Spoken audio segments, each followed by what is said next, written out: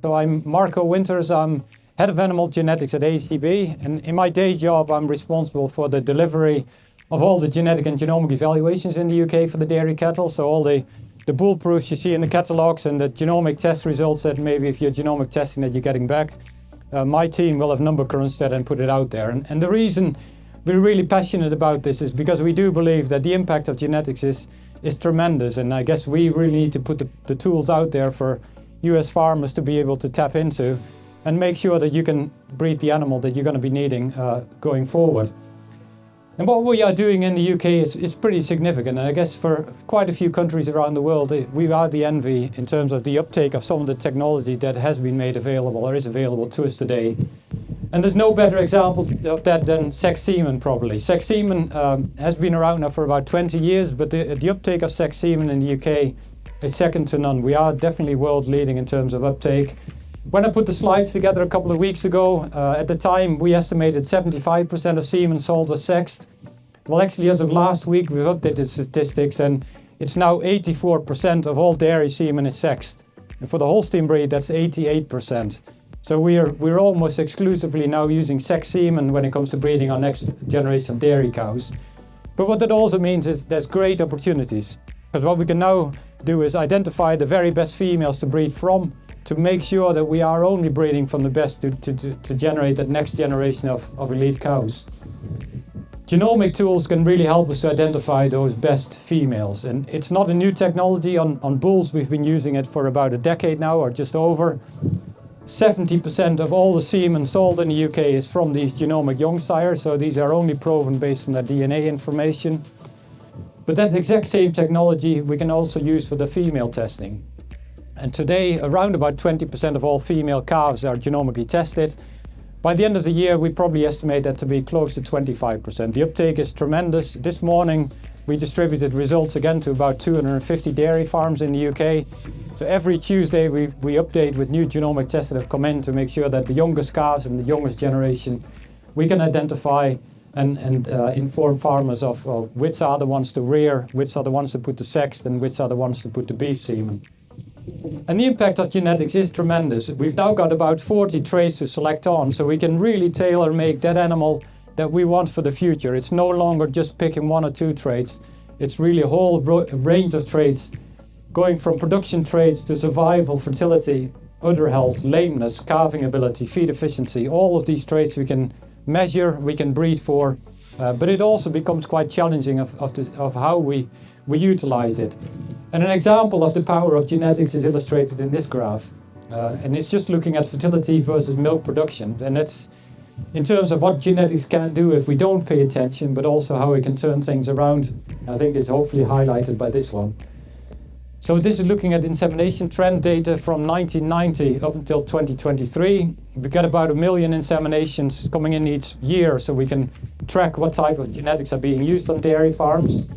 And we can see, if we look at the blue line, that the trend for milk production has always been upwards. We've always been selecting for production traits, and we continue to do so. And the genetic potential for production is there. We can easily select for it. But when we didn't breed for fertility, so the orange line here is calving interval. The genetics for calving interval is one of the fertility measures. What we could see is in the 90s and early 2000s, while we were pushing that production up, we were also losing a lot of fertility genetics. Up until the point that a lot of farmers were really struggling to get their cows in calf, simply because we hadn't bred those genes into our animals. They were very productive, but they weren't very fertile. Well, in 2005, we introduced a fertility index, and what that meant is now we could select animals that were good for production, but at the same time also good for fertility. And we've really turned around that fertility decline up to the point that the fertility genetics that we are using today are better than the ones we were using in the 90s, but obviously a lot more productive than they were at the time. And actually quite a lot of farmers I speak to today are telling me that they almost want us to take the pressure off selecting for fertility, because they no longer see it as a problem in their herd.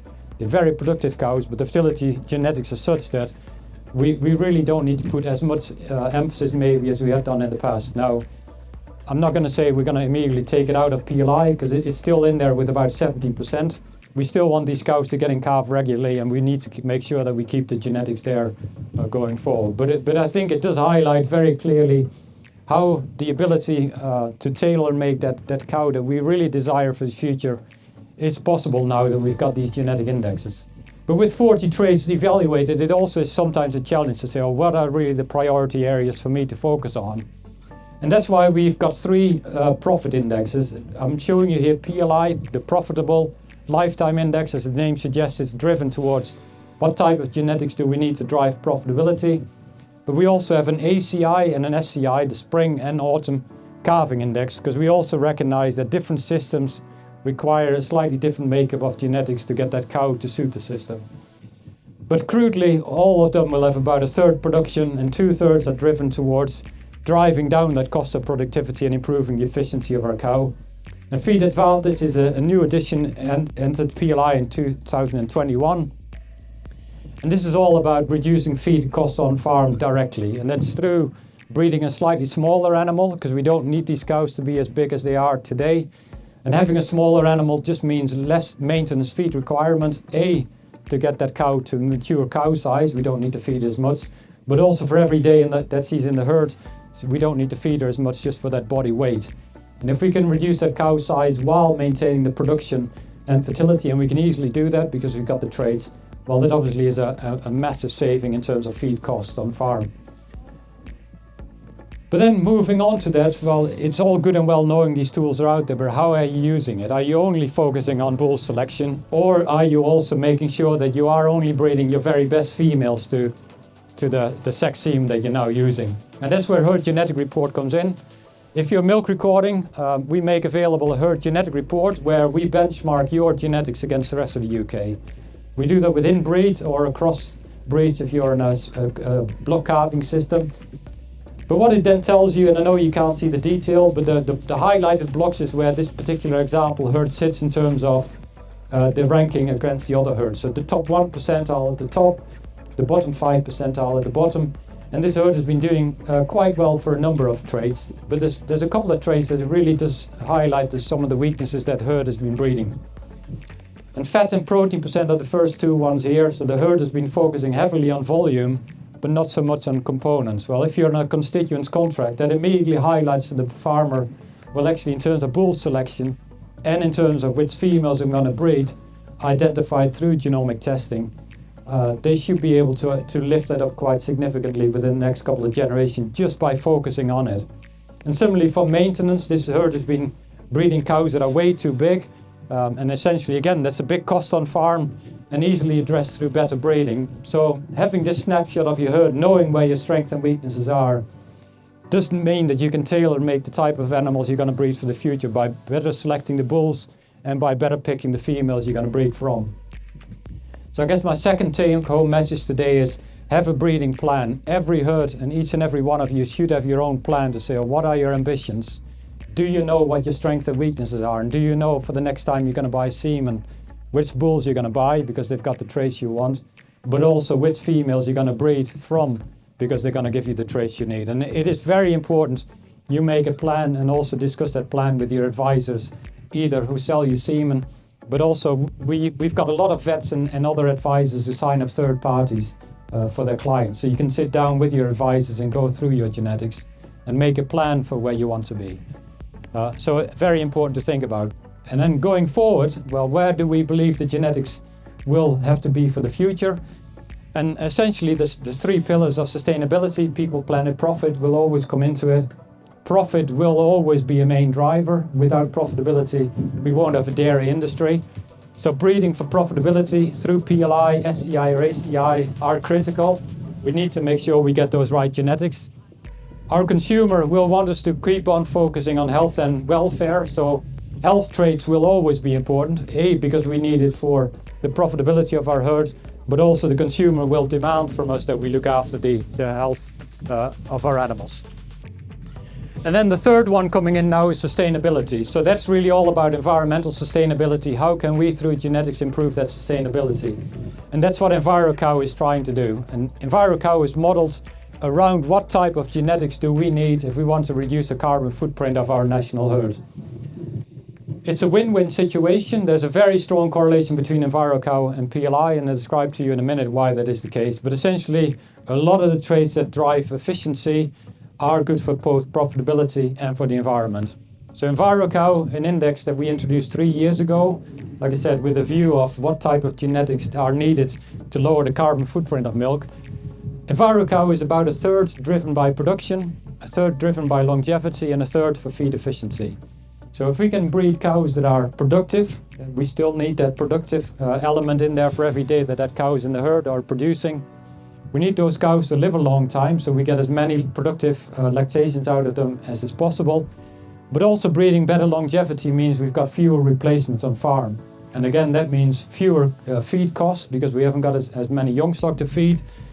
But also while we've got them in the herd, those cows will just last a longer time and therefore have a higher lifetime productivity. And then the third element is feed efficiency. Now, between the best and worst bulls that are currently being marketed, there's about 0.5 ton of dry matter intake per lactation difference that we can breed.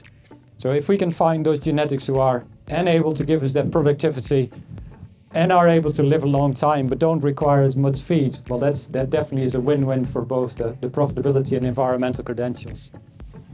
Now, we've done a study looking at cows where we've ranked the very best EnviroCow genetics against the very worst EnviroCow index, and then looked at, well, how did they perform in terms of productivity, predicted feed intake, and ultimately also then the greenhouse gas emissions. And what that showed is that for every point EnviroCow index, now the range is about plus or minus 3, so a point is about a standard deviation, but for every point we saw that it was about a 10% reduction in greenhouse gases, and that's because these cows are just more efficient in terms of converting that feed into product. They required about 10% less feed, again because of that efficiency element, but ultimately were 33% more productive over their lifetime. So these cows they calved in a little bit younger, they were more fertile, so we had more lactations out of the cows in that lifetime. They lived longer and ultimately were more productive. So again, going back to that win-win situation, if we can breed in that productivity, longevity and feed efficiency, that's good for the environment, that's good for profit. Now, what are we doing? And this final trend that I'm just going to highlight here is the genetic trend that we are achieving already when we plot the genetics for EnviroCow. And actually, going from 2000 to 2023, we are seeing a very steady increase already. The genetics are improving for EnviroCow, and that's not because we've been actively selecting for EnviroCow, but that's because we've been selecting already for a lot of the traits that really are driving that carbon footprint of our animal.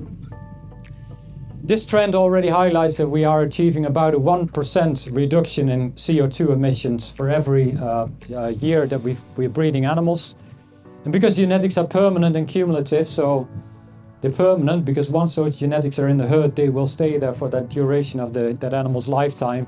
But they're also cumulative, so we can build on the benefits of the good breeding decisions we made in the previous generation. So in 20 years from today, we estimate that our cows will be 20% more efficient because they are bred that way. And because of that, our carbon footprint would also be 20% lower than it is today. And that, I guess, again highlights the power of genetics, because we don't really need to do anything significantly different other than just making sure we keep our eye on the ball and we're breeding for the type of genetics that are required for the future. So the three take-home messages, I guess, for me today, just to finish off the talk, then is don't underestimate the power of genetics. It's been a very powerful tool to get us to where we are today. The cows that we're milking today have never been as efficient and definitely are much better than they were 10, 20 years ago. Have a breeding plan, really know where you want to be in 5 or 10 years from now, and really know what your strengths and weaknesses are. You're different to your neighbor, and everybody will have its own strengths and weaknesses that you really need to think about when it comes to selecting the next generation. And then finally, don't ignore the power of genetics when it comes to breeding for greenhouse gas emissions. We've now got the tools, we can do quite a bit around improving that carbon footprint of the dairy production. Do keep an eye out for EnviroCow. You will see it on your own herd genetic report. And in all of the bull catalogs, you will also find the EnviroCow index that we now make available. So keep an eye out for it and make sure that the bulls you're using today are better than the ones you did last year. And you keep on building onto the good genetics you've got. So with that, it's a quick summary. Hopefully it's a bit of a reminder and an eye-opener of what's out there. And make sure you use the tools that we make available to you.